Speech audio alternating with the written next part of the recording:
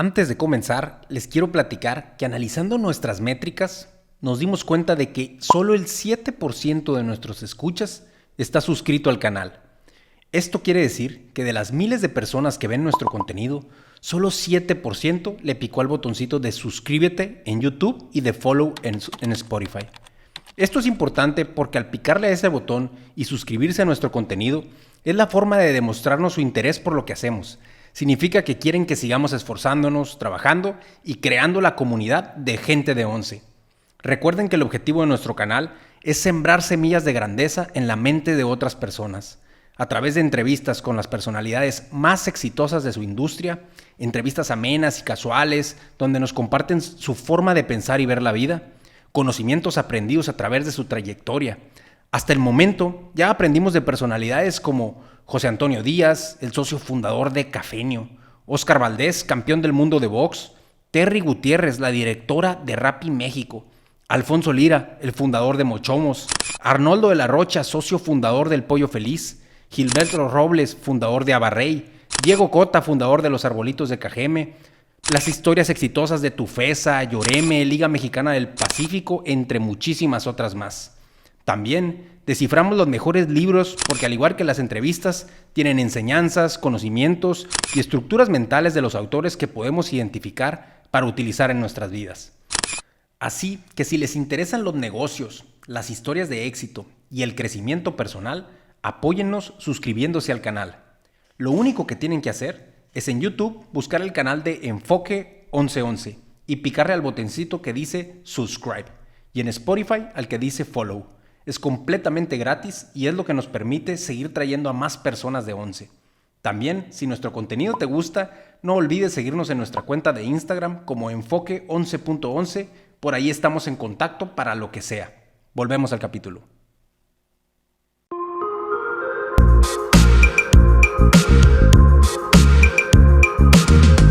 Bueno, bienvenidos al episodio 96 del Enfoque 1111. Con nosotros está el día de hoy Carlos Mendívil, especialista en branding y marketing digital, maestro en Nixon Universidad y socio director de Suma Creativo, una agencia especializada en crecer tu marca, que de hecho ya Carlos cuenta con un doctorado en diseño y comunicación. Y está trabajando con empresas que se les van a hacer muy familiares, porque ya los tuvimos aquí en nuestro programa, a Yaquis de Ciudad Obregón, a la Liga Mexicana del Pacífico y los Tacos de las 6. ¿Qué onda, Carlos? Pues un placer tenerte aquí con nosotros. No, un gusto, güey. Al chingazo aquí. Ya estaba escuchando tus últimos podcasts. Bueno, ya había estado escuchándolos desde hace tiempo, viéndolos y escuchándolos en Spotify, que ya estás en la plataforma. Uh-huh. Y la neta me gustó un chingo el formato, me gustó un chingo la gente que traes, el aprendizaje que van dejando cada uno de ellos, el todo de cómo poco a poquito vas aprendiendo de cada uno de ellos, en sus funciones, en sus diversos rubros, en sus distintas personalidades. Y la neta, pues agradecerte. Me siento la neta honrado, sin ponerle un poquito o mucha crema a los tacos, por el tipo de gente que has tenido. Mis respetos, mi admiración para la gente que ha estado aquí. Y bueno, pues me toca estar aquí, me toca sumarme un poquito a esa colita de ellos, donde siento yo que están muy grandes en el nivel en el que se encuentran. Pero bueno, pues lo poco que podemos aportar al chingazo.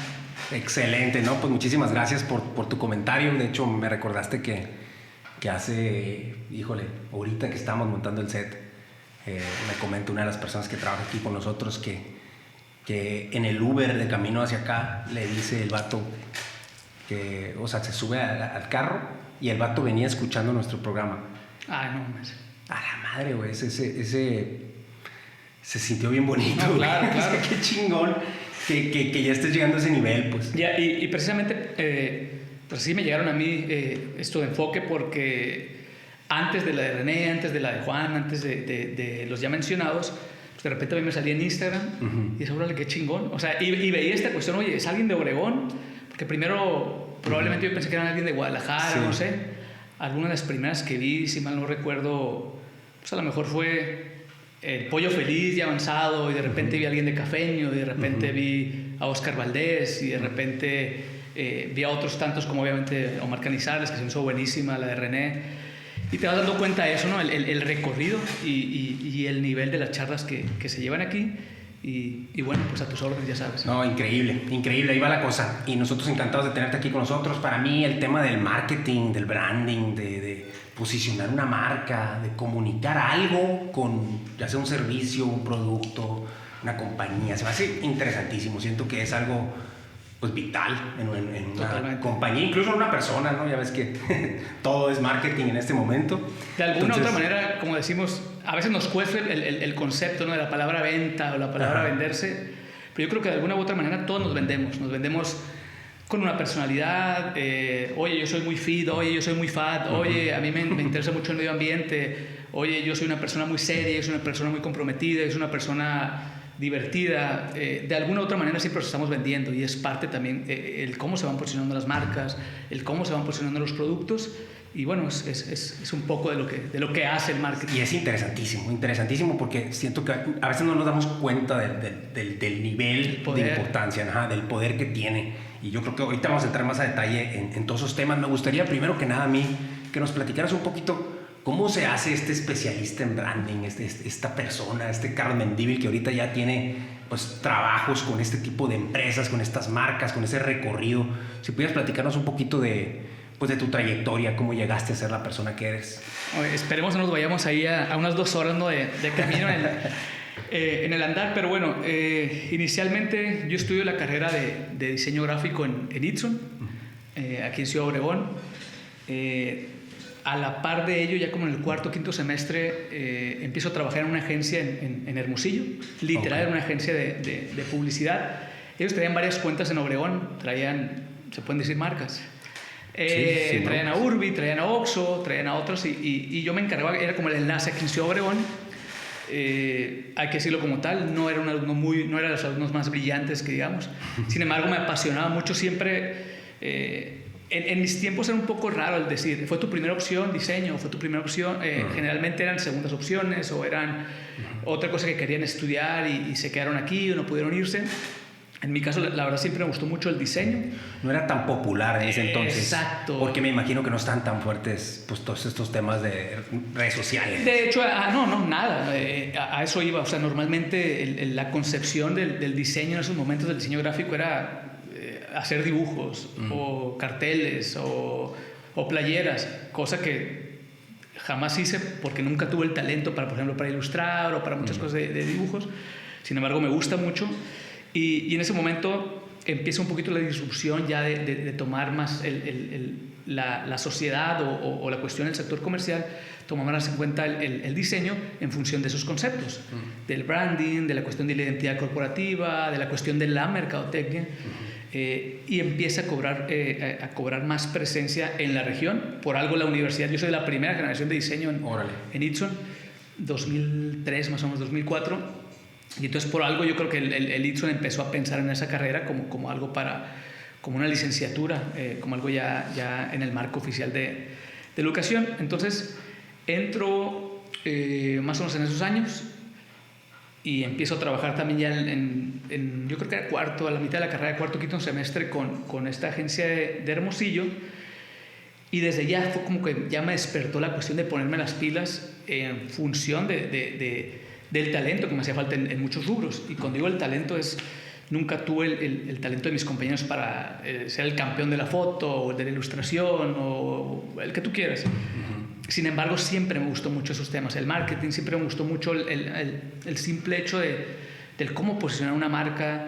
El sport marketing siempre me ha fascinado. Soy amante del deporte, entonces siempre todas esas campañas de Nike, de Adidas, me acuerdo mucho una que tenía Adidas, creo que era Right the Future, y bueno, todo eso me encantaba. Entonces siempre pensé de una manera muy particular, a lo mejor un tanto ignorante, pues siempre pensaba el cómo la idea, a final de cuentas, era el eje rector o la estructura de un producto de diseño, de un producto de marketing, o en función de esa idea, el cómo ibas a conectar con el mercado. Entonces, bueno, empiezo ahí con eso. Posteriormente ya salgo como en el 2007, 2008, ya con estas tablas de la cuestión de haber trabajado para una empresa. Aunque no sin antes, que es para mi punto clave yo creo, en mi formación, en mi último semestre hice prácticas con una empresa que ya no está aquí en la ciudad, donde hice las prácticas y lo puedo decir de una manera positiva, ¿no? o propositiva. Me negreaba porque pasaba todo el día ahí, no llevaba un pago como tal. Sin embargo, nunca se me olvida que me soltaron 2 o 3 proyectos, entre ellos uno de Tecate, donde la marca, el logotipo, todo lo que salía, sí, salió en la lata. Me acuerdo, tengo las latas guardadas ahí. Jórale. Entonces, para mí en su momento era, sí tenía un poquito de miedo, o sea, sí sentí un poquito así que en la madre me soltaron un proyecto que a lo mejor yo no puedo con él. Ignoro también por qué me lo soltaron, porque si hay una retrospectiva, tampoco quiero pecar así como de modesto, pero yo no me sentía en un nivel como para desarrollar ese proyecto.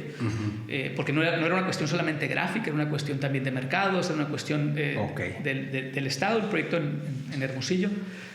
Y entonces me sueltan ese proyecto, me sueltan otros proyectos de La Paz, y al punto que iba ahí, como que empecé a desarrollar el portafolio para un diseñador ya... tuyo, pues. Exacto.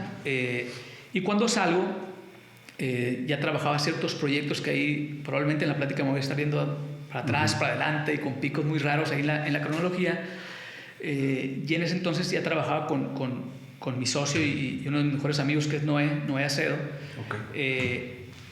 en proyectos de identidad y de branding, con clientes aquí regionales, sin una marca constituida, sin un estudio, sin un despacho, sino trabajamos los dos. Y de ahí me sale una oportunidad de entrar a Itron en el departamento de mercadotecnia, como analista de mercadotecnia. Salgo, egreso, me sale la oportunidad de entrar a Itron en el departamento de mercadotecnia, y ahí en el departamento de mercadotecnia empiezo a desarrollar pues las labores de diseñador, ya traía un poquito de mis clientes por fuera, ya hacíamos proyectos, no hay un servidor por fuera. ¿Cuántos años tenías ahí más o menos? Ahí tenía, mira, yo creo que era en 2008, iba saliendo, probablemente 21 o 22. O sea, esa ya fue tu primer chamba oficial. Exacto, fuera de estudiante. Pues. Exactamente, sí, porque inclusive la de Hermosillo, por ejemplo, era una especie de pago under the table, o sea, sí, todo pues muy bien. Este morro está estudiando. Nos ¿no? arreglábamos y nunca se me olvida, porque yo estaba encantado me acuerdo que me pagaban el teléfono y una feriecita ahí, y yo con eso encantado. O sea, era la época del Nextel, no sé si recuerdas. Sí, claro. O a lo mejor no te tocó porque estás más chico, pero yo encantado con eso, la verdad. Entonces, fue mi primer chamba ya formal, con horario, como decir, yo la verdad estaba encantadísimo. Si algo me ha gustado siempre, a lo mejor no vuelvo a hacer esta relación donde no era tan buen alumno. Que ojo, cuando digo no era tan buen alumno era porque llegué a reprobar una materia, no recuerdo si haber reprobado, o sea, siempre pasaba. Siempre me sentí malamente, siempre me sentí así como que yo podía con la escuela, y al final de cuentas lo hacía, porque pasaba las materias, pasaba los proyectos, pero no era ese alumno ejemplar, no era la nota de 10, no era el mejor proyecto, aunque sí tuvo uno que otro flachazo. Y ya cuando entró al Itron, esta cuestión de la formalidad, por así decirlo, laboral, estaba encantadísimo yo de ir a una oficina, tener un horario, tener mi escritorio, tener mi espacio. Y desde ahí empezamos a desarrollarnos un poco ya más a profundidad. A raíz de ello, empiezan a caer también proyectos como todo, y ahí es donde entran ciertos puntos que para mí conectan la formación de toda persona, como por ejemplo pues las redes de colaboración, los contactos, los compañeros. O sea, siempre para mí es... siempre voy aprendiendo mucho a la gente, a las personas aprendo mucho, en todo rubro, en todo estilo, en toda función que tengan cada uno de ellos. Trato de aprenderles mucho y trato de aportarles lo poco o lo mucho que se sepa. Y entonces en ese desarrollo dentro del departamento de mercadotecnia, pues iban saliendo contactos que, oye, trabajas en mercadotecnia, oye, es que yo traigo un proyecto, me lo puedes desarrollar, o yo traigo un proyecto de branding, o yo voy a abrir mi negocio. Y todo eso obviamente lo iba haciendo tras bambalinas.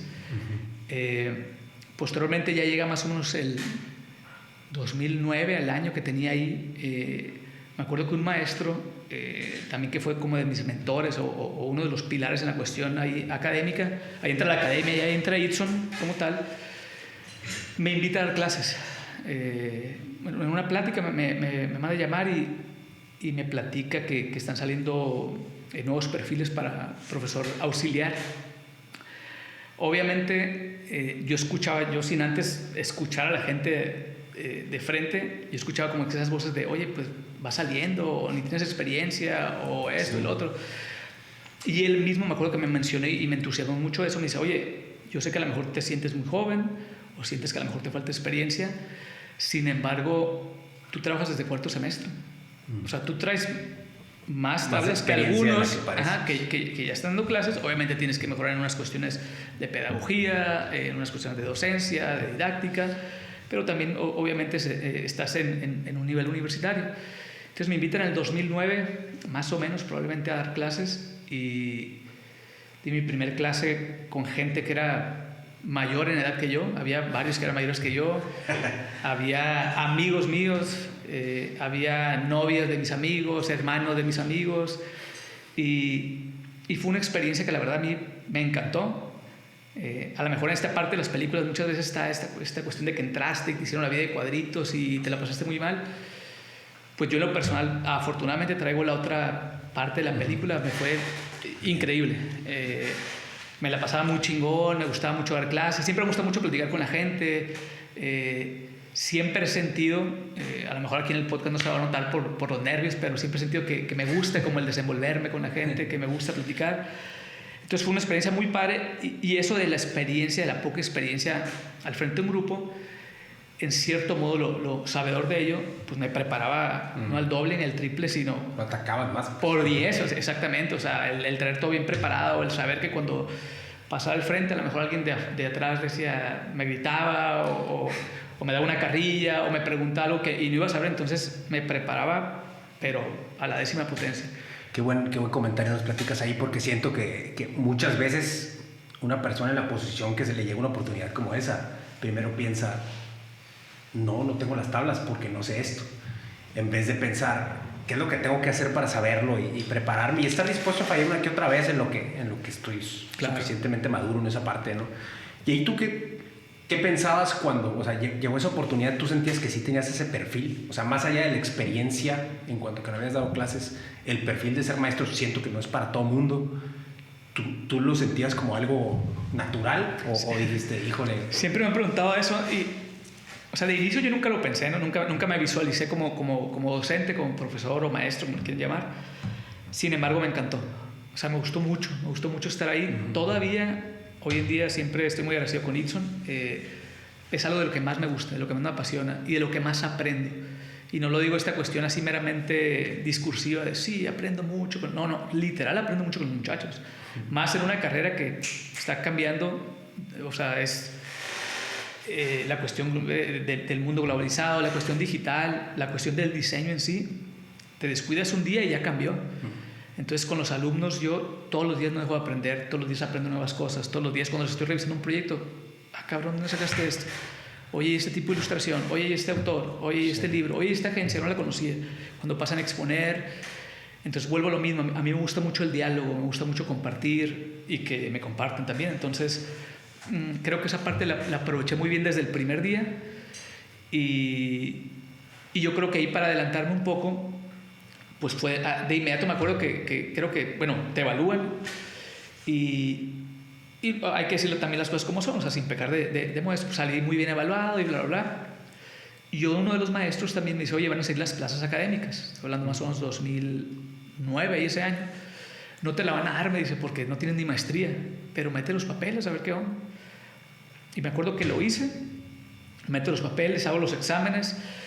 Siempre me queda esa duda de cómo le hice o cómo pasó, porque creo que en ese entonces eran 2 filtros. El primer filtro lo pasé, y en el segundo me dijeron, vas para afuera porque no tienes ni maestría.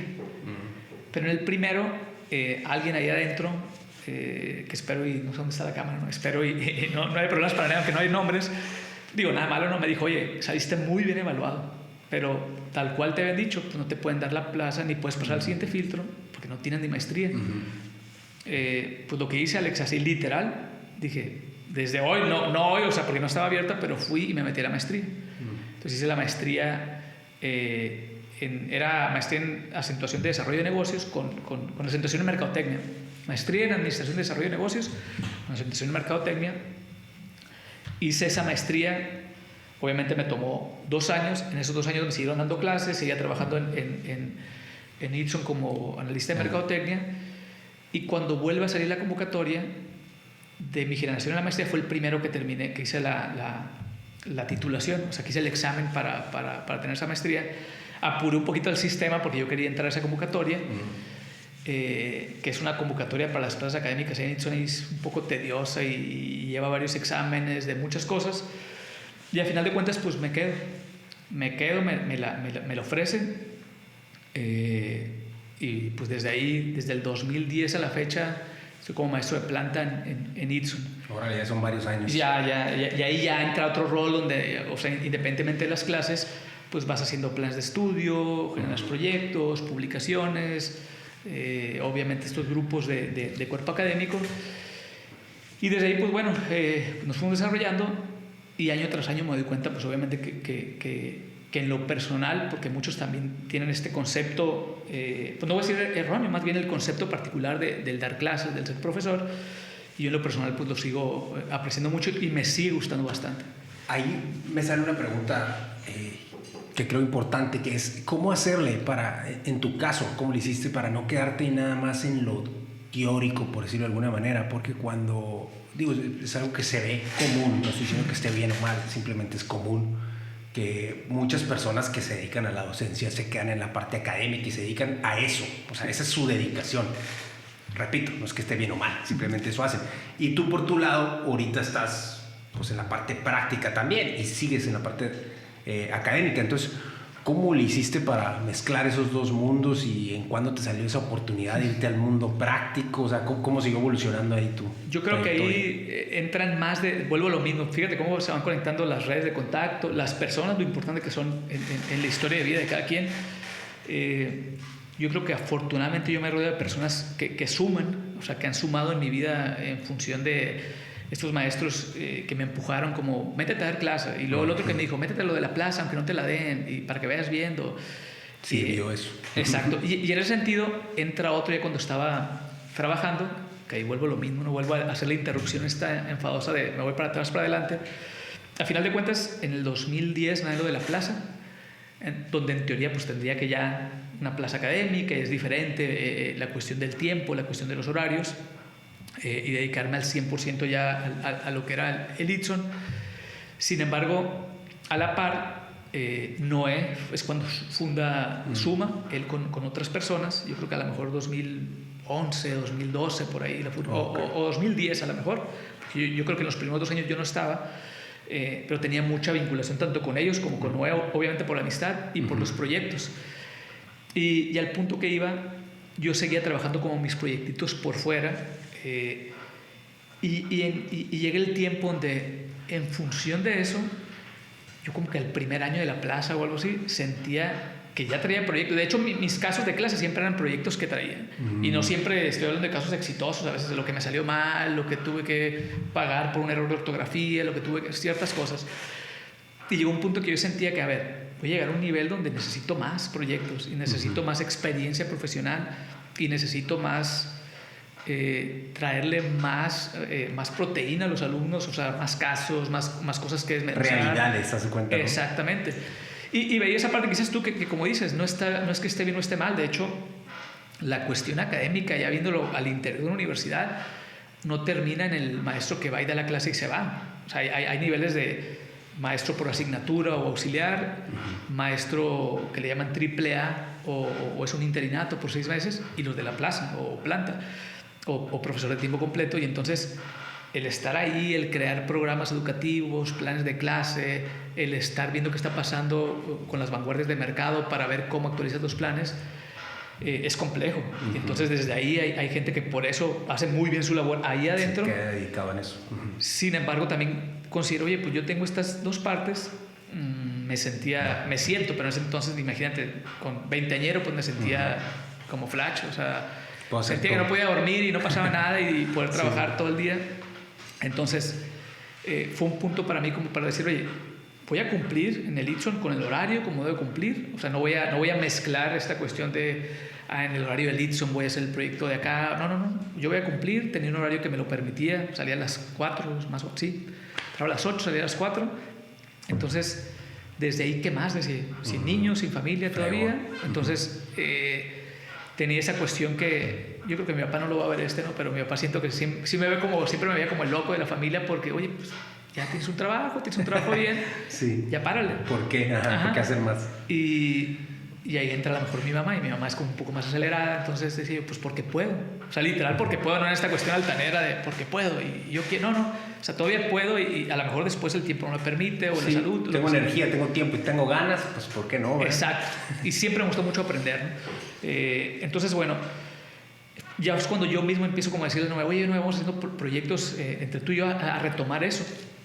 Por X o por Y, él como que va terminando relación con los que estaban antes con otras dos personas que también siguen siendo amigos y todo súper bien, uno porque creo que se fue de la ciudad y decidieron como que separar un poquito, y en eso entonces pues otra vez, oye, pues nos juntamos, no hay que decirlo como tal, traía ya clientes muy fuertes para la región, muy grandes. Yo traía unos cuantos, porque vuelvo a lo mismo, también caían por Itson, por esos contactos, de repente, oye, la misma relación, por eso la importancia de las personas, o sea, el llevarte con un vicerrector por cuestiones laborales, el llevarte con alguien de otra área de biotecnología, pues de repente llegaba esa persona y, oye, Carlos, por supuesto, hay una empresa que va a poner aquí una planta para la agricultura, algo agrónomo, entonces van a desarrollar, necesitan un branding, puedes, claro. Y acudían a ti porque pues tú estabas en esa posición. Exacto. Y entonces, bueno, nos juntamos de una vez y fíjate ahí cómo se va ahí entrelazando todo. En ese momento fue precisamente porque otro amigo llevaba mucha relación con Arturo Rodríguez de Yaquis, y a final de cuentas me lo presentó. Tuve una reunión y ahí entran ciertas cuestiones, porque generalmente, bueno, por lo menos en mi entorno y en lo de los alumnos, pues siempre pasa el que yo hubiera hecho esto, yo debería hacer esto, oye, los Yaquis deberían cambiar esto, oye, deberían hacer esto con el diseño, deberían hacer esto con las redes. Pues probablemente eso hice yo, pero de frente con la persona, en función de creo que a través de uno de mis mejores amigos también me consiguió la cita. Fui con René, hablamos un poquito de esto de diseño, de marketing y bla, bla, bla, y me dijo, desarrollame un proyecto y tráemelo en una semana. O sea, para Yaquis, ya hablamos mucho de béisbol, obviamente. Y así fue. Haber ayudado. Sí, totalmente. Y entonces le presentamos un proyecto, y fue cuando me regreso, fue la unión con otra vez con Noah y con Suma, ya de una manera más formal. Oye, pues juntamos los poderes, juntamos a la gente, empezamos a trabajar. Creo que antes de Yaquis hubo un proyecto antes de ellos también, de unas nieves que están aquí en Hermosillo. Y ya, de ahí para adelante, más o menos 2012 a la fecha, fue Itson, Suma y Yaquis. Perfecto. Porque en Yaquis, perdón, empezamos con la cuestión del branding y las redes, y al otro año, que siempre también agradezco mucho esa oportunidad, René dijo, oye, te puedes hacer cargo de esto, o sea, de ciertas cuestiones, que nosotros encantados, vuelvo a lo mismo, la cuestión tiempo, la cuestión edad, la cuestión ganas. Y gusto, ¿no? Si es algo que te interesa, está fácil trabajar en algo que te interesa. Imagínate, en su momento para mí era, voy a trabajar para algo que, o sea, de hecho, eso no lo puede ser el René, pero pues lo hubiera hecho gratis en su momento, pero qué bueno que no lo hice. Pero literal, para mí era, si me dejan entrar, si voy a tener una entrada gratis, si voy a tener así acceso en su momento, ¿no? Sí, claro. Pues es el club de mis amores, entonces qué mejor para mí y aportar también de un poco de lo que sabemos.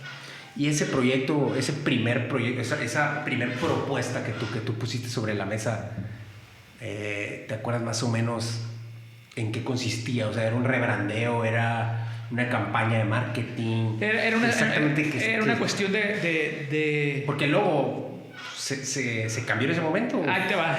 De hecho, llegamos y en la plática platicamos mucho de los jerseys, platicamos mucho de la identidad, platicamos mucho de la cuestión de colores. Entonces, era una especie de... Se le podría denominar rebranding, pero con mismos logos, mismos signos de identidad, pero ciertos ajustes. Por ejemplo, si tú te fijas en la carita, ha tenido diferentes momentos. Hace poco sacamos la jersey retro y viene con una carita de los 80s o principios de 90s. Sí, exacto. Luego estuvo otra que que sentíamos nosotros que tenía ciertas cuestiones, ya viéndolo del lado del diseño, a lo mejor muy... La del tricampeonato. Muy teórico, ajá, que era una cuestión, oye, no es funcional, porque si la bordas aquí se ve mal, porque si haces esto, entonces empezó a hacer ciertos cambios. Veíamos esta cuestión de cómo también del Club Jackie le mandaban, por ejemplo, la carita a un patrocinador, entonces la carita asumía, el patrocinador asumía que esos eran los colores, entonces tenías una carita en color piel, con un listo naranja, y decía, pues estos son los colores de los Jackies. Y si soy una marca de papitas, pues la bolsa se la voy a hacer cremita con naranja. Entonces regresaban los productos y decían, hey, somos azules nosotros. Entonces bueno, y en ese momento, pues obviamente hicimos ciertos ajustes en el logotipo, empezamos a darle flexibilidad a la marca, es decir, en el béisbol también, como en todo rubro, hay segmentos, hay nichos, y hay una cuestión, por ejemplo, había gente que decía, a mí no me gusta la carita, la mayoría la adora, ¿no? Pero entonces, ¿qué más tenemos? Empezó a hacer mucha investigación, por ejemplo, retomamos, porque no es como que, no lo diseñamos nosotros como tal, más bien no lo inventamos nosotros, retomamos el CO, retomamos la leyenda Obregón, que durante el tricampeonato, si recuerdas, casi no se usaba. Y varias cosas que podíamos, que consideramos que se podían convertir en algo, pues una cuestión identitaria, una cuestión ya de, pues sí, de pregnancia con la gente, de orgullo. Entonces empezamos a trabajar mucho ese proyecto, empezamos a pegarnos clavados en historias, en fotos antiguas, en memorabilia del equipo, pero también de cierta manera como agarramos un poquito de la historia y lo nuevo, la vanguardia y las redes y todo lo que había y cómo podías jugar con muchas cosas aunque no fueran tus colores. Ahí también, o sea, siempre se agradece la apertura que tenía el René y la visión, la neta, no en donde seas en esas cosas, o sea, decir, bueno, pues usted entiende, te dejaba me la juego operar. con exacto, me la juego con ustedes y adelante. Qué importante es esa libertad, ¿no? Cuando se está haciendo un proyecto, sobre todo siendo creativo, pues. Totalmente. Si no es un proyecto específico que tienes que seguir una receta para que salga bien el pastel, pues hay que tratar de descifrar esa nueva ola, esa nueva cosa que a veces puede salir bien, pero a veces puede salir mal. Y entender el mercado, o sea, tratar de entender el mercado, que en efecto, o sea, hemos tenido ya imagínate, desde el 2013 más o menos empezamos, entonces ya tenemos 10 años con Jackies. Nos han salido cosas muy, muy buenas, nos han salido cosas malas, también nos han salido cosas muy malas, pero esto no ha marcado como un estate quieto de no, ya no hagan eso, no, es adelante y tener mucha libertad creativa. Una de las cosas, por ejemplo, me acuerdo en su momento, que irónicamente fue muy criticado, pero también fue un bombazo comercial. Me acuerdo que en los primeros años que estábamos con ellos, en uno de los jerseys me acuerdo que metimos un color complementario, un neón, que era porque vimos que era como en tendencia, daba el color, y entonces, por ejemplo, de repente nos dimos cuenta de cómo los que eran del béisbol nostalgia, del béisbol muy apasionado, no mamen, ¿cómo pueden hacer eso? No son los colores del club. Pero ese era un segmento donde el otro decía, a la madre, qué chingón, quiero ese jersey, y se movió mucho. Y de obviamente salieron muchas cosas, bueno, el mismo lenguaje en redes sociales, que en su momento era un poco, pues no sé si robotizado, era muy formal, era muy bueno de hecho, pero ya que venía de un tricampeonato, y de repente darnos la libertad de tener una personalidad, o sea, a final de cuentas lo hemos hablado aquí, y las marcas, el marketing y todo, es una cuestión de persuasión, es una cuestión de personalidad, es una cuestión de generar valor, o sea, a un producto, un servicio, para el usuario. O sea, ese valor lo encuentras a lo mejor en una cuestión social, ese valor lo encuentras en una cuestión de arraigo, de orgullo, ese valor lo encuentras en que perdió mi equipo, pero están bien chingones sus jerseys. No es todo, ¿no? Oye, perdió mi equipo, pero me la paso muy chingón en el estadio. Oye, no he quedado campeón, pero tenemos esto, tenemos lo otro. Pero logo me representa. Exactamente. Y empezamos a pensar mucho en eso, o sea, adelantándome un poco, o sin pecar, no venimos a hablar de Jackies como tal, empezamos a aprovechar mucho eso. Por ejemplo, la ya tan platicada Jersey Sonora, que era, oye, a ver, hay 3 equipos en Sonora. Entonces, el de Cananea, ¿por qué va a traer algo que diga Obregón? El de Guaymas, ¿por qué va a traer algo que diga Hermosillo, Navojoa? A lo mejor sí Jackies, le va Jackies, a lo mejor Naranjeros, a lo mejor Mayos.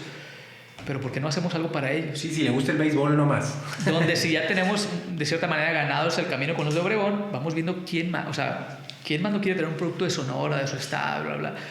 Y nos fuimos con eso.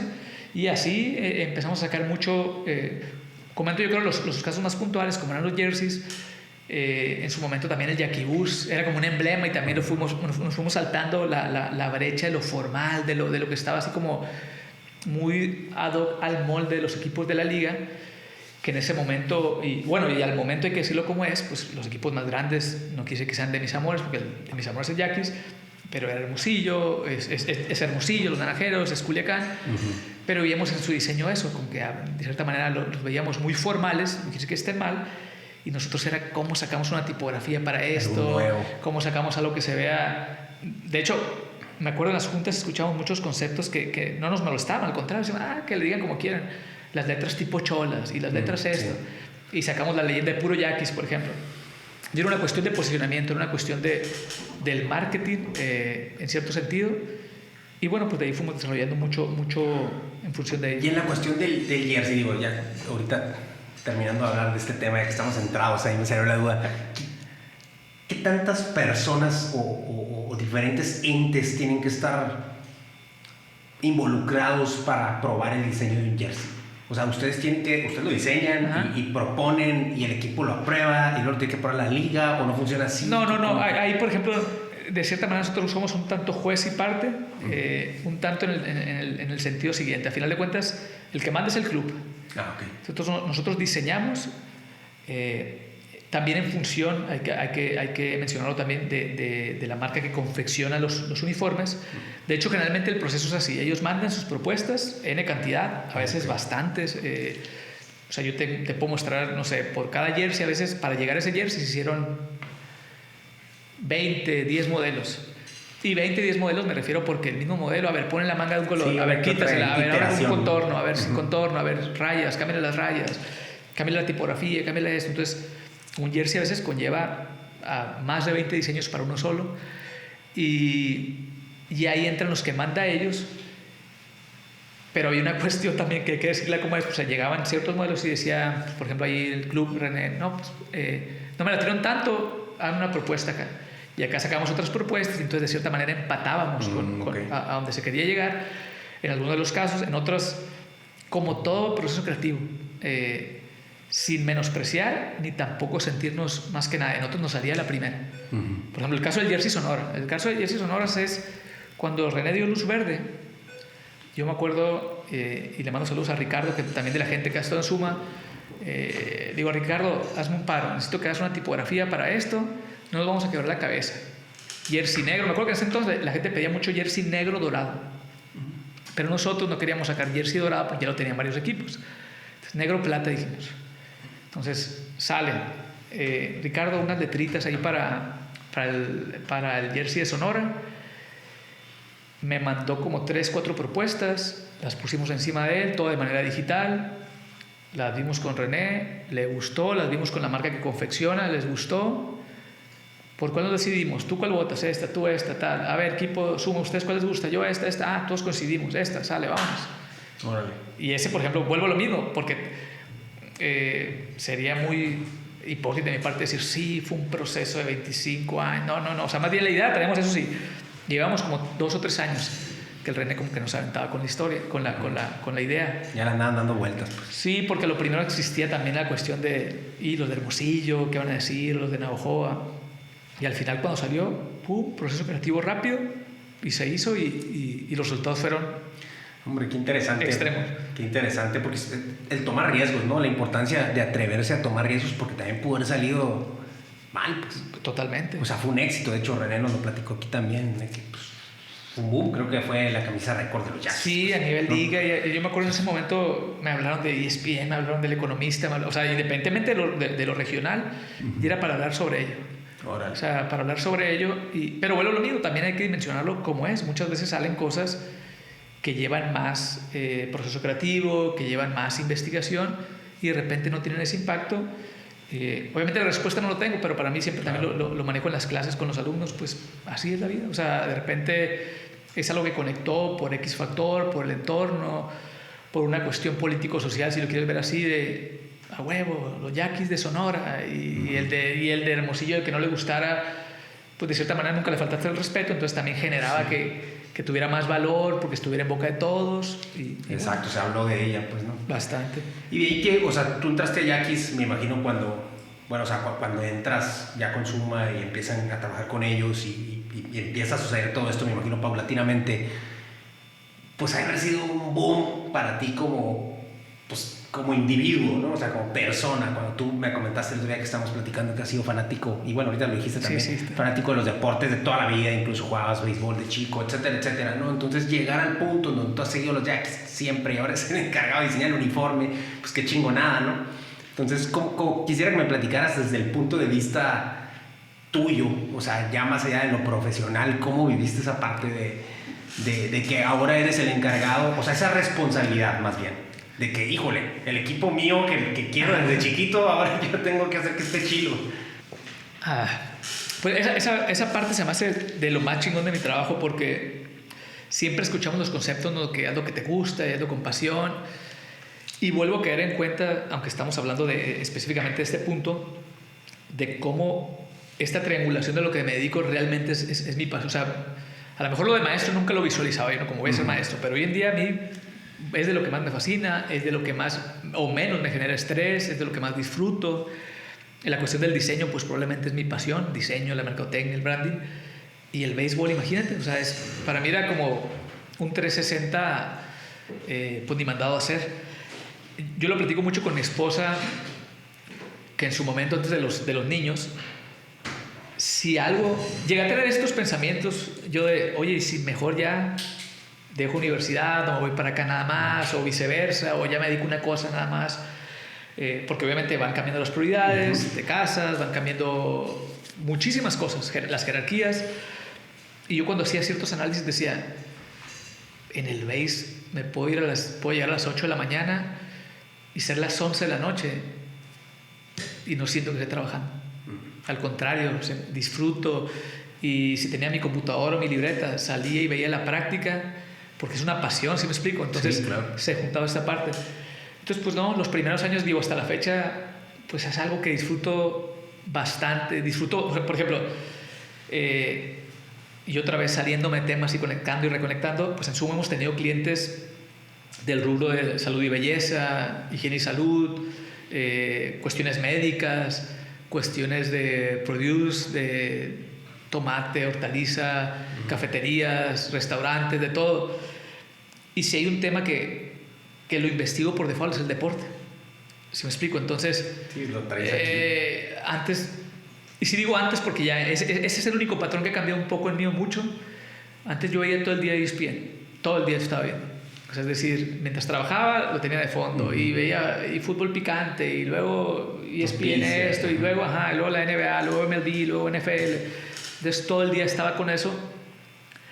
Y a final de cuentas creo que vuelvo lo mismo, es cuando te das cuenta de esta cuestión de algo que te apasiona, cómo se van facilitando las cosas, porque de hecho de Yaquis nos empieza a salir otro equipo, luego nos sale la liga, y luego hemos trabajado con 2 equipos de fútbol, entonces imagínate, ya era una cuestión, ya no es del béisbol, de hecho ahí entra ya una cuestión de cómo probarte a ti, o uno probar la suma de cómo estamos en ciertas situaciones, porque no es la misma donde ya conocemos el entorno, donde ya conocemos el lenguaje, donde ya conocemos esta cuestión sociocultural del cajemense, pues somos de aquí, sabemos qué nos gusta, sabemos qué significa chivo, sabemos qué significa un dogo, sabemos que nos gusta que se termine el juego y estar con la banda, pero güey, a ver qué le gusta al de Guadalajara, a ver qué le gusta al de La Paz, qué dicen, cómo hacen, cómo le dicen a la gente, le dicen raza, le dicen güey, o también dicen fierro ellos, o cómo le vamos a hacer para conectar. Entonces así nos han salido equipos en el plano deportivo,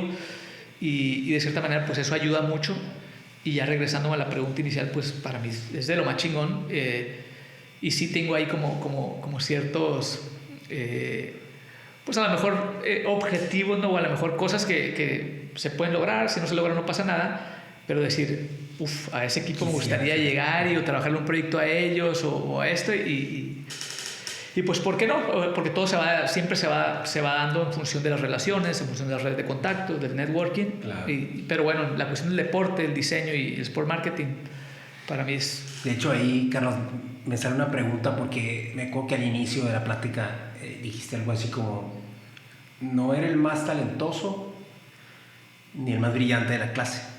Y sin embargo, pues para una ciudad chica como Ciudad Obregón, y para lo que tú has hecho, de estar, como dijiste ahorita, en ese triángulo en el que te mueves, la empresa, el béisbol, la universidad, pues has tenido contacto con muchas compañías alrededor de, o sea, incluso, bueno, tú vas a platicar más de tu doctorado, etcétera, pero pues, ¿cómo a veces eso no lo logra una persona que a lo mejor sí era la más talentosa de la clase? Pues, o sea, yo quisiera, ¿qué es lo más importante cuando una persona pretende tener éxito en su rubro, para ti, en tus zapatos? Claro. ¿Qué crees tú que es lo que sí funcionó? Pues? Bueno, si algo se me dificulta siempre es hablar del concepto de éxito, que obviamente no es la pregunta, pero porque cada quien tiene su concepto obviamente armado, o su película vista desde diversas perspectivas. Por ejemplo, en lo personal siempre he tenido cierta... pues de cierta manera mi concepto de éxito va en función de la familia, va en función de la salud, va en función del tiempo que puedes darte para ti. Habrá gente que su concepto de éxito es el dinero como tal, y a mí me gusta vivir bien, me gusta viajar, me gusta una que otra vez comprarme unos tenis ahí caros, pero al final de cuentas no es mi Dios esa cuestión del dinero. Prefiero yo la familia, prefiero el tiempo, prefiero ciertas cosas. Entonces a lo que voy, o regresándome un poquito, en primera las ganas de trabajar y sobresalir. O sea, aquí sí voy a hablar a tono personal. Yo nunca tuve miedo del que dirán, y no lo tengo todavía. Y creo que vivimos en una ciudad o en una sociedad donde hay mucho miedo. Yo en mis mismos amigos, y cuando lo vean se los digo de frente, ellos saben que se los digo de frente, y a los alumnos también, hay mucho miedo del que dirán. Yo nunca me daba miedo preguntar en clase, yo nunca me daba miedo exponer. Y ojo, no era el vato castroso de preguntar lo que sea, no vas por preguntar, ¿no? O sea, generalmente yo veo una rúbrica muy habitual en las aulas, que es, pues la clase termina a las 12, 11:50, el maestro dice, ¿dudas? Nadie tiene dudas, todos, vámonos. Sí, amor. Pues yo sí era el que preguntaba, profe, pues yo no lo entendí. O, profe, ¿me puede explicar esto? De hecho, tengo esas partes, vuelvo a lo mismo, donde conecto la importancia de las personas. Tengo esas cuestiones donde varios maestros que los alumnos o mis colegas los odiaban, pues yo decía, yo no, güey, pues a mí siempre me trató muy bien. Y no quise que me pasó, ¿sí me explico? O sea, como debía ser, pero el maestro se daba tiempo de explicármelo, porque yo también pregunto, o sea, siempre tuve mucho respeto, y lo sigo teniendo por los maestros, por la gente que te da su tiempo, no por los maestros, por quien sea, la gente que te da su tiempo, la gente que te da, te aporta algo, soy muy respetuoso de eso. Entonces, pues yo creo que esa parte me ayudó mucho, el miedo. O sea, en todos lados, ¿no? La gente suele tener el miedo al que dirán, también es parte de lo normal, pero siento que en una sociedad como Obregón, más fuerte, no tengo ningún problema en decirlo, hay muchas esas cuestiones. Lo otro es, yo creo que eso también se aprende en casa, y la cuestión del miedo al trabajo. Es decir, yo lo sigo manifestando, y no tengo miedo a, si mañana me va mal, Dios no lo quiera, pues vengo y te pido chamba a ti, y voy y le pido chamba al de enfrente, y voy. ¿Por qué? Porque tengo que alimentar a los niños, porque tengo una familia, porque tengo cosas que hacer. Y yo lo he visto, o sea, esto no lo estoy inventando, ni es una perspectiva muy, muy personal. Yo lo he visto en casi 15 años de docencia y con mis compañeros, que en la región se da mucho me dieron chamba, güey, pero pues era Alex, ¿cómo voy a trabajar para él? Si es mi compa, o me cae gordo, o me dieron chamba en tal parte. Entonces, toda esa parte creo que ayuda mucho a desarrollarse. Se me hace que aquí tocaste dos puntos bien importantes. Ahorita que estás platicando del miedo a qué dirán, ¿no? Eso es fuertísimo. Por ejemplo, yo me acuerdo mucho que cuando entrevistamos aquí a Ricardo Burs, estuvo aquí con nosotros y dijo un comentario que nunca se me olvidó. Fue el episodio número 3, si no me equivoco. Imagínate, llevo 96 ya. Simón, y desde entonces me quedé con esa frase aquí, güey, porque me quedé, no mames, eso es lo que estamos haciendo. O sea, me llegó porque pues yo estaba de acuerdo con ese concepto, ¿no? Y dijo algo así como, es que tenemos que, o nos lo dijo directo, así como que tienes que atreverte a arriesgar tu prestigio. La gente no quiere arriesgar su prestigio. O sea, el ponernos en esta posición y estar aquí hablando frente a las cámaras, el tener tu programa, el atreverte a hablar, es arriesgar tu prestigio. Es el qué van a decir las personas de lo que tú estás haciendo, ¿no? El salir allá afuera y querer chambear, el tratar de hacer cosas y a lo mejor fallar, es arriesgar tu prestigio. Es que, y acuérdate el concepto ahí me lo corriges, de fail fast o fast fail, que es fracasa rápido, ¿no? O sea, fracasa rápido. Y la gente tiene mucho miedo de eso. afortunadamente sí me excluyo de esa parte porque nunca me ha dado miedo ni el arriesgarme y se ve hasta en las cuestiones de diseños o cosas personales que vamos haciendo.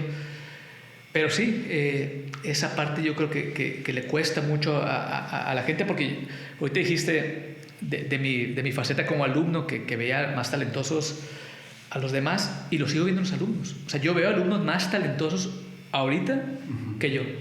O sea, vuelvo a lo mismo, o sea, ilustran mejor que yo, toman mejores fotos, diseñan mejor, y van creciendo. Y obviamente esta nueva camada ya trae a lo mejor otras bases, ya trae a lo mejor... también la cuestión digital nos acerca mucho a otras latitudes y ayuda, pero a final de cuentas el miedo, nunca tuve miedo a tocar puertas, siempre traté de ir, por ejemplo, en Itson, en mis primeros años, si podía hablar con el rector, yo hablaba con el rector y le tocaba la puerta para cualquier proyecto, para cualquier cosa. En Jackie lo hice directo con el René, no la típica que estarle tirando al equipo, oye, ¿por qué cambia? No, vamos con el que se pueda hacer el cambio. Y pues fue una de las cosas que buscamos siempre. Pues un poquito de lo que dijiste también ahorita, que era el otro concepto que te quería decir que me llamó mucho la atención, porque también nos lo dijeron aquí, pero tú dijiste algo así como que yo no tengo miedo a que si Dios quiere y algo sale mal, pues ir y tocar la puerta y pedir chamba y hacer lo que se tenga que hacer, porque últimamente nos vamos a volver a levantar, ¿no? Entonces, esa actitud, porque siento que pues eso es lo que es una actitud, nos la demostró, por ejemplo, aquí don Diego Cota, cuando estuvo aquí con nosotros, es el dueño de los arbolitos, nos platica que pues él empezó, ¿no?, con su triciclo vendiendo camarón en la calle, así. Y luego llega a lo que es ahorita los arbolitos, y aquí enfrente, siendo pues ya un señor, te dice, y Dios no lo quiera, dice, Dios no lo quiera que me vaya a quedar, o sea, que me vaya a ir mal, dice, pero ahí tengo mi triciclo, y si es necesario yo le vuelvo a echar, dice, no hay pedo. Entonces, esa actitud siento que es la que te permite a ti atreverte a mirar más allá y no quedarte en la zona de confort de ya la hice, ya no quiero perder nada, sino sigo tratando de hacer cosas, y eso te pone en una posición más arriba porque cada vez tienes más cosas que te soportan, ¿no? Y ver los escenarios, o sea, por ejemplo, yo ignoro, vuelvo a lo mismo, de hecho trato de ser muy ecuánime con una cuestión de decir, esta es una perspectiva muy personal, muy particular, pero yo siempre en todo proyecto, en lo profesional, en lo personal, en todo, siempre me pongo el escenario malo. Y a lo mejor alguien va a decir, no, estás bien pendejo, ¿cómo vas a pensar las cosas? No, siempre trato de visualizar, a ver, ¿y si no sale esto? ¿Y si sale muy mal? ¿Y si la gente rechaza este diseño? Y, o sea, mentiría si en los 4 años que estuve estudiando lo del doctorado no pensaba, a la madre, ya no puedo. Yo creo que ya mejor me rajo, no la voy a hacer. No es mi nivel y no pasa nada. Entonces, siempre estar pensando también que puede haber un escenario malo y evaluaba, a ver, ¿qué pasa si me rajo y me regreso? Aparte que tengo que pagar una beca, que tengo que regresar un fideicomiso, que tas. Entonces ya en mi costo-beneficio, no, ni de pedo me voy a regresar. Y me volví a dar las ganas. Pero también a veces siento yo que hay una cuestión del falso positivismo, del falso echado para adelante, que no, a huevo todo va a salir bien. Y siento yo, eso es muy personal, que es donde mucha gente se quiebra. ¿Por qué? Porque siempre visualizaste que todo muy bien. Y siempre hay problemas. Tronó algo y adiós todo. Entonces siempre trato de visualizar eso, pues va a salir mal, a lo mejor el día de mañana le va mal este negocio, a lo mejor este proyecto no funciona, a lo mejor el día de mañana ya mi cátedra con los alumnos o mi discurso está gastado y no funciona y se quedan dormidos y ya no quieren dar clase conmigo, los negocios van para abajo, no sé, a lo mejor los yaquis se los llevan a Tucson, que ya sabemos que no es cierto, pero... Ojalá no. Pero, y entonces va cambiando, pues ahí todo. Pero ese tema también, a ver si nos pudieras platicar un poquito más, porque siento que, o sea, eso de enfocarte también en el escenario negativo, o sea, eso me llamó la atención, me gustó, porque la mayoría de las veces las personas que se enfocan en el escenario negativo no hacen nada. O sea, lo ven y dicen, no mames, puede pasar esto, ¿no? Pues mejor me quedo aquí. Entonces, ¿cómo tú te enfocas en eso, pero al mismo tiempo, pues estás haciendo cosas? O sea, ¿cómo es tu enfoque en ese escenario negativo? Pues básicamente es, a ver, ¿qué pasa si sale esto mal? O sea, a lo mejor tengo una analogía muy burda, ¿no? o muy tonta en función de eso, pero la he tenido yo creo desde que tengo memoria, bueno, ya de doceñero para arriba, que era en función de, a ver, si le dices a una morra que quiere ser tu novia y te dice que no, ¿qué pasa? No pasa nada. Pues nada. O sea, no pasa nada. Mejor placa 5 minutos. Exacto, porque eso hay que verlo como es. ¿Te van a dar carrilla? Sí. Te vas a tener que esconder un ratito porque, ingato, la que te dijo que no, y no pasa nada. Entonces, visualizar esta parte. Y vuelvo a lo mismo en todo, en el plano familiar. ¿Qué pasa si el día de mañana hay una separación? Lo puede haber también. ¿Qué pasa si tocamos madera todos, pero otro le da el COVID, bla, bla, bla? Entonces, y en los proyectos es igual. O sea, puede generar impacto, sí, puede que no guste, puede que te critiquen, puede que sea muy fuerte. Por ejemplo, en el diseño hay un temor muy, muy grande y lo pasamos y lo paso yo mucho cada vez que sacamos un proyecto, porque está esta cuestión del plagio. Ahí te va. Normalmente un alto porcentaje de los proyectos está demostrado que se consideran plagio. No fue porque el diseñador o el autor o el artista en ese caso plagió literal una obra, sino porque no hubo una investigación adecuada. Entonces de repente diseñaste esto, pues tú nunca viajaste a Japón o te metiste a internet y de repente te das cuenta que en Japón hay una cafetería que existía. Muy similar, ¿no? Ya si es igual nombre, todo, pues ya obviamente es un plagio. Pero en función de eso también vas pensando, oye, a ver, está este escenario y si pasa esto o si no funciona. Y el escenario negativo creo yo que te ayuda como a un colchón, uno, de arriesgarte y decir, a ver, si no sale va a pasar esto. Si no sale este proyecto voy a perder esta cantidad de dinero o voy a perder esta cantidad de prestigio o voy a perder X o la credibilidad en esto. ¿Me puedo levantar de eso?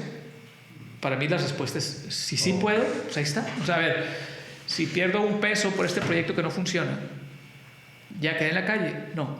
Entonces me lo aviento. Ese es mi pensar. A lo mejor alguien dice, no, claro, hombre, yo me lo aviento hasta con 1 millón, Carlos. Yo me lo aviento y si pierdo 1 millón, lo pierdo y no pasa nada y me quedo en la calle y me vuelvo a levantar.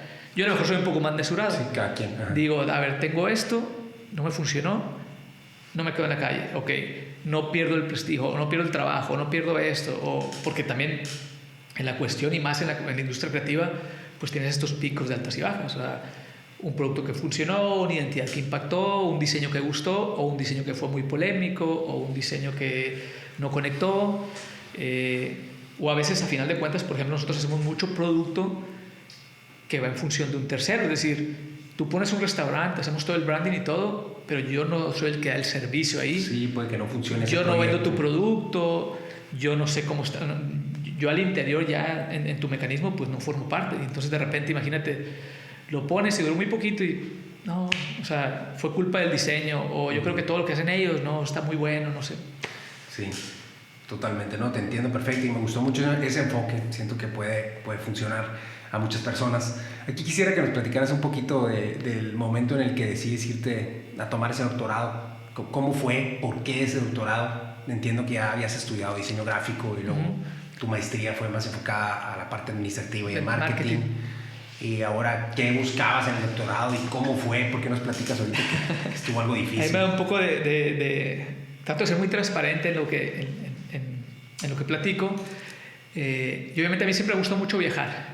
Y ahí entra un concepto que yo creo que a la gente que ha estado contigo, pues yo no le voy a aportar nada porque somos caballos. O sea, están en un nivel ya tremendo de éxito. Pero a los alumnos también o colegas siempre está este tema debatible de la educación. O sea, tú sabes que hay gente que dice, no, la educación no sirve hoy en día. Oye, sí, yo vendo X cosa y no ocupé escuela. Y se vale, está perfecto. Pero yo sigo insistiendo que sí, la educación sí te aporta y te aporta bastante. ¿Por qué hablo de educación? Porque si me remonto un poquito a cuando inicié lo de la plaza en Itson, pues todo lo mismo, mis mismas ganas y el hambre o lo que tú quieras, o sea, hambre de crecer, de salir adelante. Me acuerdo que en cuanto me dieron la plaza decían, oye, hay muchas becas aquí y hay muchas becas para esto y lo de la maestría. Por ejemplo, en la maestría me acuerdo que yo tenía un concepto que al parecer fue erróneo porque no eran todas las maestrías, que si trabajabas ahí y estudiabas era gratis. Ya después me enteré que era cuando tenías una planta, o sea, cuando tenías plaza, pues ya de cierta manera tenías este apoyo. Pero en su momento, pues yo no tenía planta y había un vicerrector en turno que fui y le toqué la puerta de, oye, yo no sabía, obviamente, quería ver cómo está el proceso para ver si me pueden apoyar para estudiar la maestría aquí, trabajo como analista de mercadotecnia. Y se rió, pues me dijo, no, es que eso es nada más para los maestros de planta o ciertas maestrías que están en el Sistema Nacional de Investigación, bla, bla. Pero, ¿sabes qué? Me dijo, te voy a ayudar. Hay varias empresas que meten sus proyectos para desarrollar ahí su tema o su proyecto de maestría y te pueden apoyar con la colegiatura. Te voy a contactar con ellos y ya pues lo demás es tuyo. Y así fue, literal, me contactó, me pasó los contactos. Al primero era una cuestión ya de agronegocios, que sabía poco nada yo, aunque mi papá es agrónomo. Y tuve la sesión con ellos, mi proyecto tuvo que ver con ellos casi media maestría y ellos me ayudaron a de cierta manera pues acolchonar un poco esto de los pagos de la maestría. Ya cuando estoy en la función de labores como profesor de tiempo completo, me acuerdo que había unas becas buenísimas que todavía se las sigo recomendando a los alumnos si es que existen, que eran las becas Santander. Y la beca Santander se llamaba beca para profesores jóvenes investigadores, o si tenía un límite de edad, o sea, si te pasaban 35 años creo ya no participabas. Y ahí donde entra el factor a lo mejor entorno o escenarios y aprovechar las oportunidades. En ese momento había muchos maestros, los hay, con mucho talento, pero pasaban de esa edad. Entonces quedaba vacante para unos cuantos que podíamos acceder a esa por la cuestión de edad. Y agarré esa beca y ese año hice una estancia de investigación en Madrid. Estuve en Madrid, estuve también en Cuenca, en la Universidad de Castilla-La Mancha, en el Media Lab Prado y un poco en Alemania. Y desde ahí me entró también ese gusanito de seguir estudiando fuera. Vuelvo a lo que ya hemos platicado, o sea, el cómo te vas conectando con gente, el cómo vas aprendiendo muchas cosas nuevas, el cómo vas aprendiendo de la gente, el cómo vas aprendiendo también de una cosa es ir de vacaciones y otra cosa es ir y ver cómo viven, cómo es la universidad al interior, cómo estudian, cómo son los modelos educativos, cómo es el modelo laboral, cómo es la idiosincrasia de un español, de un alemán, de un italiano. Y me gustó mucho eso. O sea, regresé fascinado. Y cuando vi los doctorados, pues igual, me metí, me empezó a gustar. Y acepto que inicié atrás para adelante porque no tenía un proyecto para el doctorado. Más bien fueron las ganas y decir, voy a buscar una beca. Hice un anteproyecto, sin muchas bases, o sea, no estaba muy concreto la realidad mi anteproyecto. El caso es que me dieron la beca, 2014 más o menos, me casé literal al mes y nos fuimos a Argentina. Y entonces desde ahí ya me di cuenta también de ciertas cuestiones que no nomás es ser echado para adelante, no nomás son las ganas. Llegué allá con todas las ganas, llegué allá con todos los poderes y me di cuenta que mi nivel no era pero para nada el de mis colegas o compañeros, pero no era ni siquiera estar un nivel abajo. Yo creo que estaba 5 niveles abajo de ellos. O sea, yo no cumplía de cierto modo con los criterios más básicos para estar al nivel de ese doctorado, que realmente tenía clases. Los docentes de esas eran pues expertos en los temas que veo yo, eran gente que veía en los libros, yo era mi docente, gente que veía en alguna plataforma, pues eran mis profesores. Y ahí también fue como que otro golpe de esos buenos de la vida, porque dije, despierta. Sí, güey, pues te falta mucho. Igual empecé a leer lo que no había leído en muchos años, empecé a triplicar esfuerzos, pero el primer año, por ejemplo, sí fue muy difícil, muy tormentoso para mí, porque estaba muy acostumbrado a lo que ya platicamos mucho aquí, que era el branding, el hacer, la cuestión del hacer, la cuestión creativa. No estaba tan, independientemente de dar clases, pues mi perfil no era tan teórico, no era de teoría, no era de corrientes de diseño, corrientes artísticas. Y entonces obviamente pues ahí tuve como esta cuestión de un golpe de realidad, hay que decirlo como es. Y ese primer año la pasé muy mal. Todos los días me preguntaba qué pasaba si me rajaba, o qué pasaba si lo dejaba de hacer, o qué pasaba realmente, para qué necesito un doctorado. Pero también me remonto a una cuestión de ya había conseguido una beca, ya era una cuestión ya de compromiso con la institución, que ahí el Itsun, imagínate, me dice, te vas 4 años, tienes tu sueldo, tienes tu puesto aquí. Entonces decía, ¿cómo voy a dejar ese compromiso? O sea, sí, a cómo está el mundo y las puertas que se me están abriendo, y dejar. Y luego viene, por ejemplo, que entra en vuelo lo mismo, entran los temas de realidad, que a veces no vienen en un papel, a veces no vienen en un plan educativo. Me casé en 2014 y ya cuando andaba más o menos el doctorado, 2018, nace mi hijo, mi primer hijo. Y quieras o no, sí, movió todo. Movió todo, porque si de por sí iba lento con la cuestión de la tesis, pues imagínate ahora es ponerte a escribir con un niño tocando la puerta, papá, y llorando, y duermes menos horas, y se te mueve todo, pero a final de cuentas también tengo, yo creo que un chip o un gen, no sé cómo denominarlo, que siempre me han gustado los retos. Y la gente que colabora conmigo, la gente que me rodea, sabe que siempre, o sea, si algo me gusta el trabajo bajo presión. ¿Por qué? No lo sé. En mi casa a veces cuando me veían medio mal me cuestionaban, pues oye, pues deja esto, ¿para qué haces tantas cosas? Pero me gusta el hecho de, no, sí vamos a poder, y sí se va a poder. Obviamente no solo decirlo o encomendárselo a Dios, sino trabajarlo. Y sí, entonces claro, fue lo que creo que me ayudó mucho en el doctorado. Y sí, en los últimos años yo lo tomé ya como un reto. O sea, un reto de lo tengo que terminar por el compromiso con mi familia, con la institución y lo más importante, conmigo mismo. ¿Y cuándo terminaste? Terminé el 2000... Es que terminé la cursada como debe ser. O sea, terminé mis clases arrastrando ahí de panzazo, como quieras ver, batallando. Y de ahí, 2020 termino más o menos ya como mi tesis, mando el primer entregable y se viene la pandemia. Híjole. Y ahí de cierta manera se cierra todo, o sea, o se queda en un limbo. Pausa ahí. Ajá. Y cuando se retoma, que ya es 2022 más o menos, ya me aviento y... Pero es súper reciente, pues, entonces... Sí, agosto del 2022 tuve mi tesis. Fregón. No, pues ya regresas aquí con todos los powers. Pues está súper interesante tu trayectoria. Aquí me gustaría preguntarte algo un poquito más técnico que siempre le he querido preguntar a alguien que se dedique a este rubro. Pues obviamente es una cuestión creativa, ¿no? O sea, diseñar un logo, diseñar un eslogan, diseñar una campaña, colores, identidad, diseñar una imagen, un producto, un empaque, lo que sea, todo eso es literal, es creatividad, pero como lo dijimos ahorita, es exageradamente importante de todas maneras, ¿no? Entonces, ¿cómo hacer que todas te salgan, o sea, no que todas te salgan bien, pero ser bueno en algo que estás haciendo tantas veces que depende totalmente de que tu cerebro esté al tiro, pues, creando creatividad? Pues, o sea, ¿cómo funciona? ¿Cómo le haces para estar tratando de ser creativo siempre? Porque incluso a mí que esto es creativo hasta cierto punto, no igual, pero es creativo porque tú tienes que definir quién vas a traer, qué tipo de temas vas a hablar, cómo vas a llevar una conversación, qué sigue, a quién se siente entrevistado, hacer diferente tipo de dinámicas. Bueno, traemos muchas cosas que es creativo hasta cierto punto.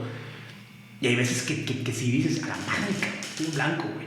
Entonces, en un tema de alguien que se dedica a eso y a otro nivel, o sea, muchísimo más creatividad, te quería preguntar, ¿cómo funciona para ti eso? Pues es la suma y conectar puntos de un bagaje en general. Es decir, para mí tiene que ver mucho el entorno, o son muchos entornos. Es decir, tu grupo de amigos con los que vas y te chingas unas cervezas. Por ejemplo, en mi caso, creo que son cabrones que son creativos, son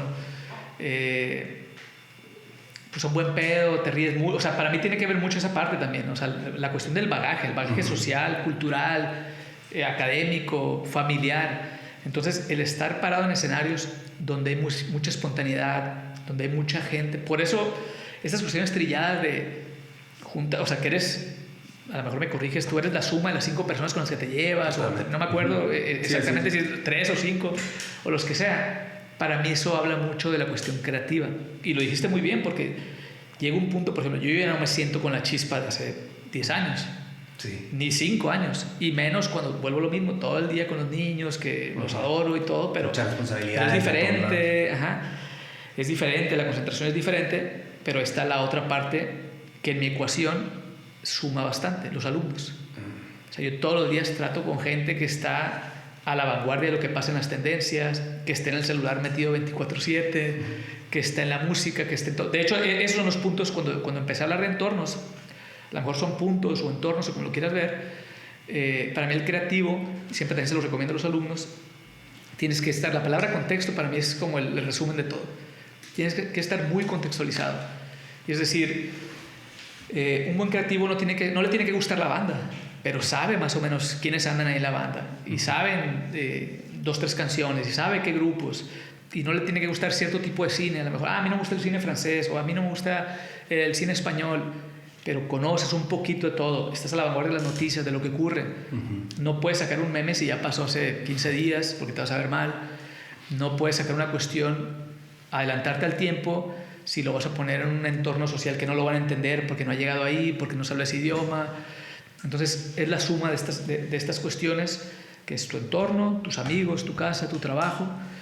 Y en lo personal, pues creo que me rodeo de gente que va mucho en función de las cuestiones creativas. De hecho, yo creo que yo en función de mi personalidad, que no me gusta hablar mucho así de mi personalidad, pero es un poco, carece de seriedad. O sea, yo creo que la versión más seria de mí la has visto a lo mejor tú en este caso, y no porque esté mostrando otra cara, sino porque trato de darle la dimensión que requiere.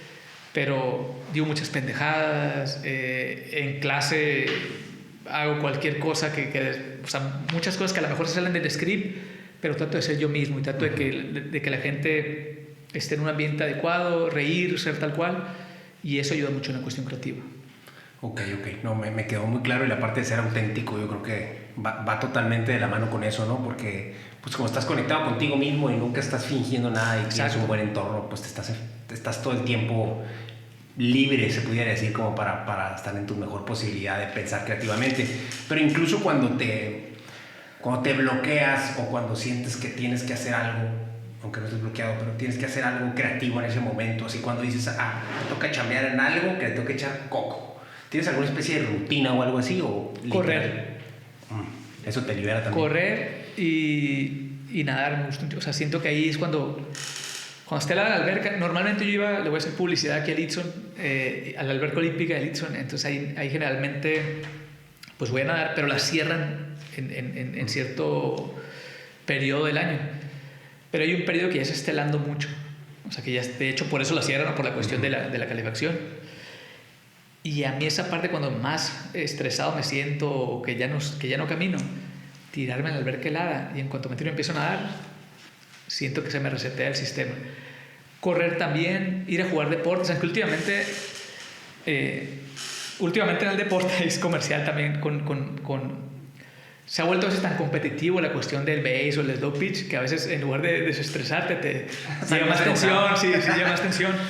Por eso yo creo que es broma eso, pero yo creo que la cuestión ya individual, para mí el correr, el nadar, y fíjate también, pues a lo mejor muchos van a decir que es todo lo contrario, no sé, a mí me funciona mucho ver tele. Sí, pues es como que despejarte. Ver tele, y vuelvo lo mismo, ver tele en función. A mí me gusta ver muchos documentales, de lo que sea. A veces encuentro un documental de cómo se hace la tapa de la pluma Bic. O sea, no mames, a lo mejor dices tú, qué hueva esa madre. Y me quedo clavado. Y literal, pues se me despeja la mente, y se me olvida el problema.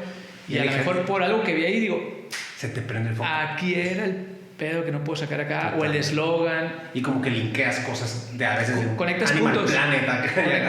Conectas puntos.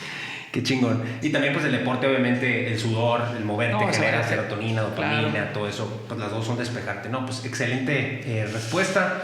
Otra cosa que quisiera preguntarte yo de temas de marketing, que creo que pues va a estar muy general la pregunta, pero a ver qué nos puedes decir al respecto, es cómo crear una marca que realmente conecta. O sea, si tuvieras que definir, digo, sin irnos demasiado a detalle, pero pues una marca que realmente cuente una historia, que conecte con el cliente, que sí funcione. O sea, si alguien estuviera empezando su marca desde cero, vamos a suponer, ¿qué le sugieres tú a una persona que quiere empezar su nuevo proyecto? En primer lugar, ver para quién es. O sea, porque yo creo que uno de los errores más comunes dentro de este rubro, y puede ser a nivel global o como sea, es creer que tus gustos van a ser los gustos de tus clientes. Totalmente. Entonces tienes que desprenderte de eso. Ok, voy a poner una cafetería. Ok, pero en el rubro de las cafeterías puedes poner una cafetería de diferentes conceptos de cafetería.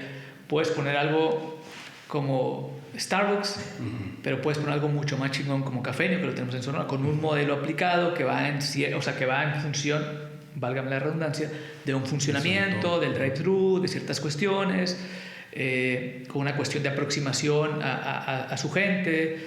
Entonces, lo primero es ver para quién es el producto, qué problema vas a resolver. O sea, para mí siempre hay unas cuestiones que yo creo que en cualquier libro que agarremos siempre de estos de startups o de emprendimiento, te vas a dar cuenta de cómo siempre es en función de un problema. Ajá. Entonces, muchas veces creemos que lo que estamos desarrollando está muy padre, pero resulta que no resuelve una problemática, resulta que no satisface una necesidad de alguien.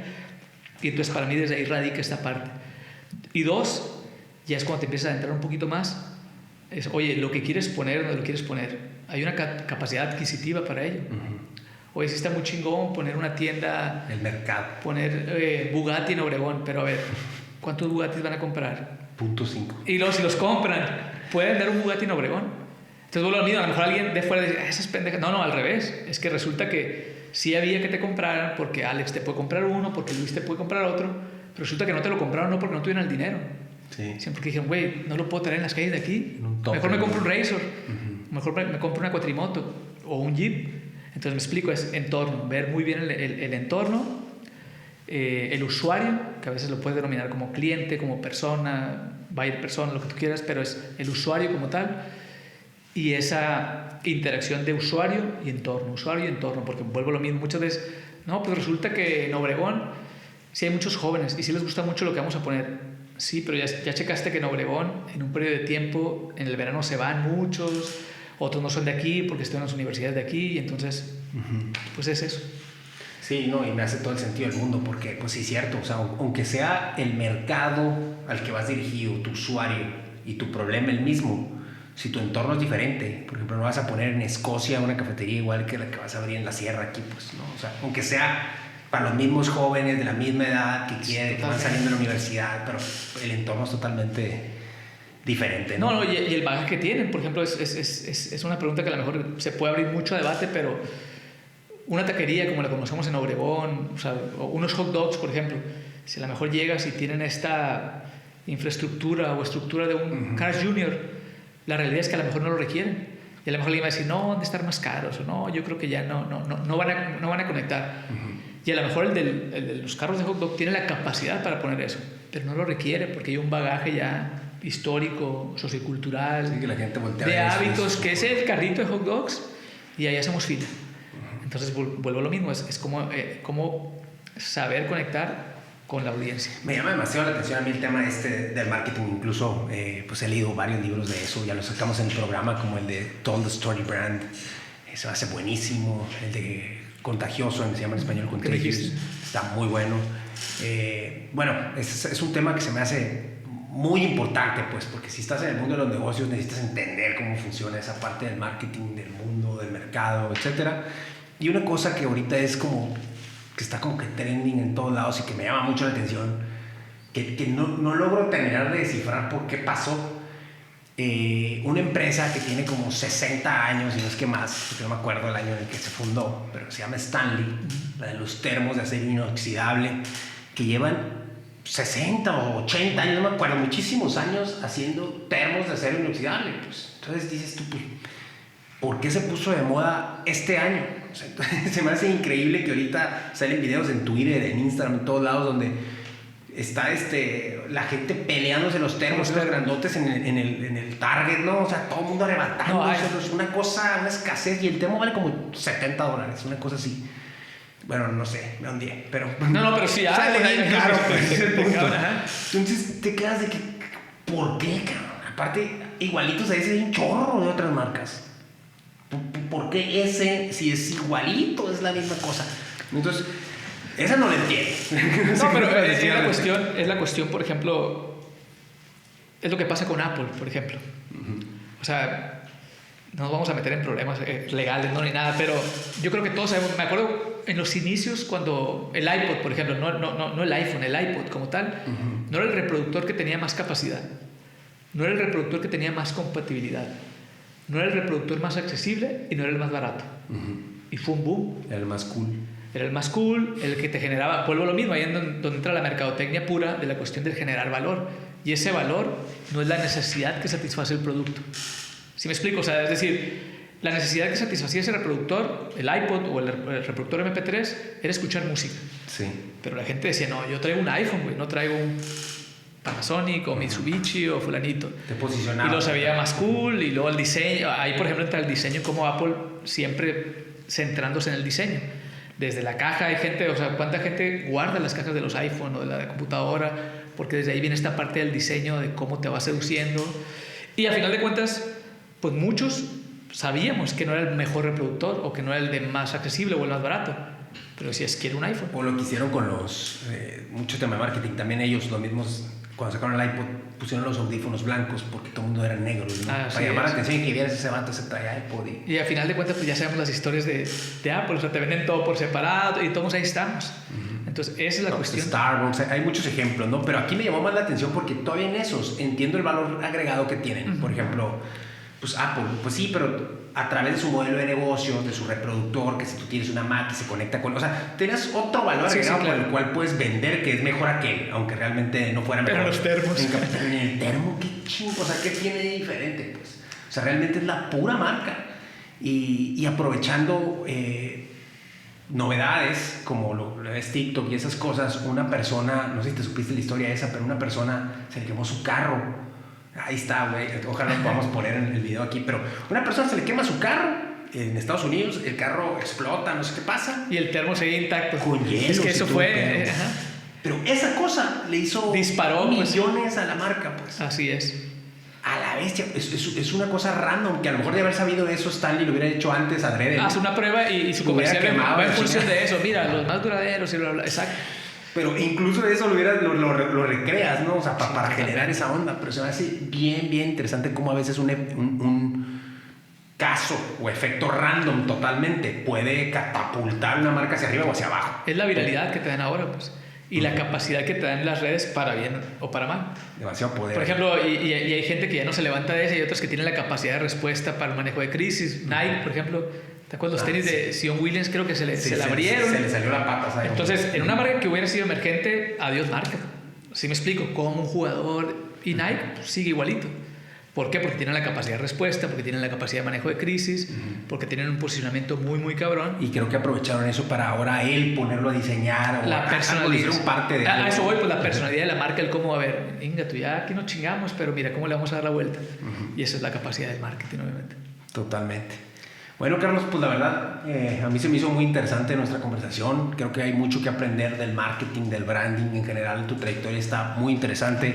Me encanta. ¿Sabes qué? Antes de terminar, güey, un punto que quisiera tocar, güey. Tú que has hecho tu trayectoria aquí en Ciudad Obregón, ¿cómo ves el panorama? Negocio, proyectos, emprendimientos, sobre todo tú que estás en ese mundo, pues te enteras de las cosas nuevas que están saliendo, porque me imagino que son tus clientes. Pues siento yo, o lo escuchas por ahí, muy pesimista a la gente con que en Obregón no hay nada, mejor vamos y ponemos el proyecto en otro lado, nuestro dinero lo metemos en Timbuktu primero que en Obregón. ¿Qué opinas tú de eso y cuál es tu perspectiva a futuro de cómo deberíamos de operar los jóvenes empresarios en esta ciudad para que repunten? Yo creo que hay una realidad que no podemos dejar de evidenciar, que es la situación económica. Se ha estado muy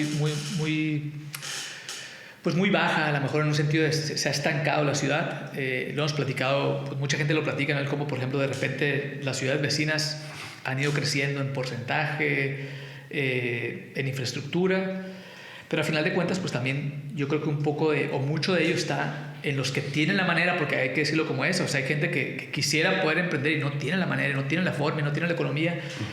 Y por otro lado están como los que pueden pues empezar a plantar la semilla. Porque es verdad que ha tocado fondo, pero también yo creo que se puede recuperar o poder llegar a ser lo que en un momento fue.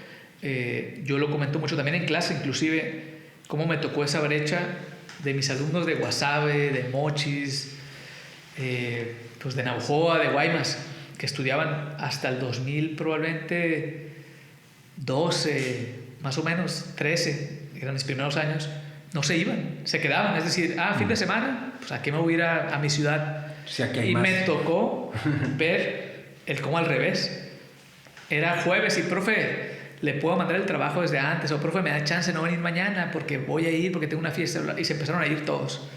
Entonces a lo que voy, entra también el sentido de pertenencia, el sentido de orgullo de poder aportarle algo a la ciudad, del poder hacer algo por nosotros mismos, del poder pues emprender. Pero ese emprendimiento no va solo. O sea, ese emprendimiento va también con la gente que va a ese negocio, con la gente que consume, con la gente que también debe decir, oye, pues vamos ahí a apoyar un poquito, a aportar un poquito.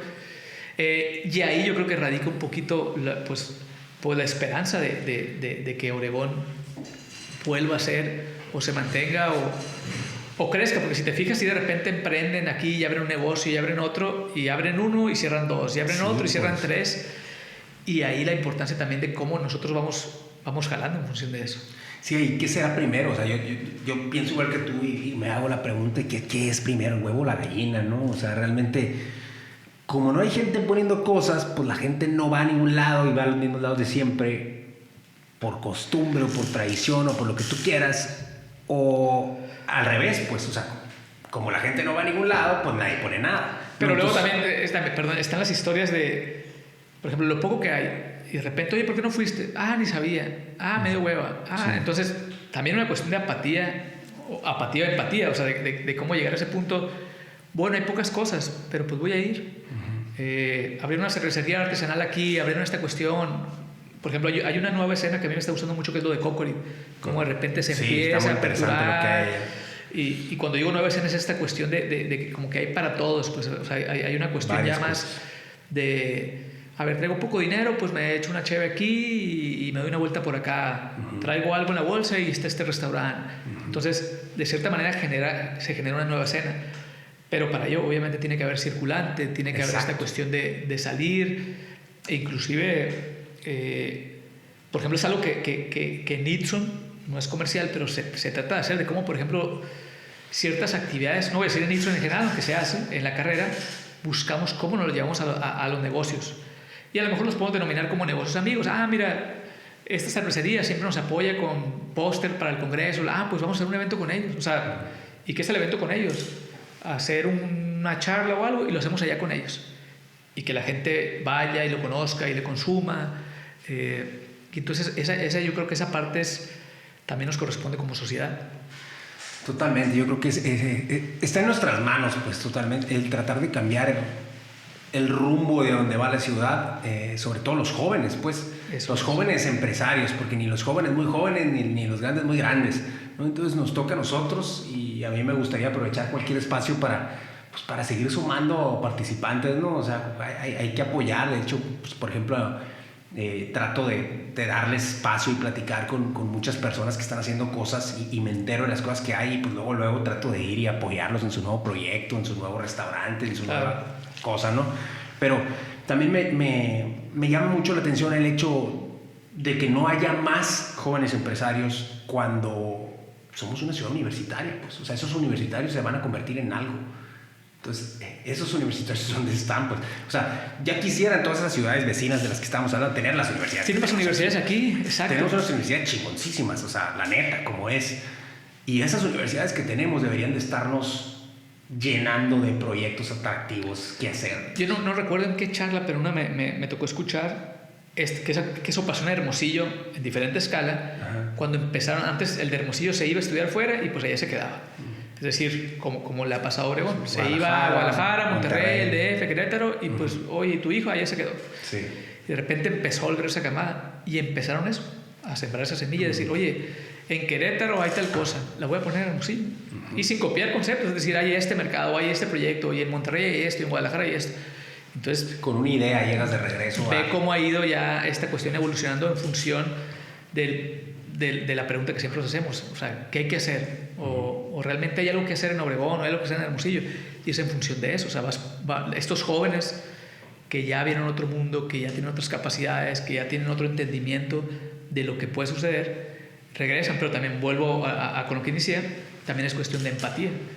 Porque es lo mismo, ya abrió Alex tal parte, ya abrió Luis tal cosa, pues vamos a visitarlo.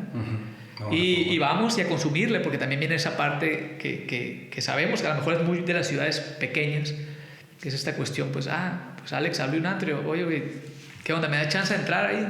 O es tuyo, o échame la mano. Gratis. Al revés, en lugar de, pues vamos a echarle un poquito a ver qué sucede. Totalmente. Bueno, pues me gustaría cerrar con esto. Muchísimas gracias por estar aquí con nosotros. Yo creo que estuvo muy interesante esta plática. Espero que les sirva a todas las personas que nos vayan a escuchar. Y pues, carnal, ahí nos estamos viendo. Estamos pendientes. Haciendo cosas por esta ciudad. Excelente. Sale, gracias. Sale.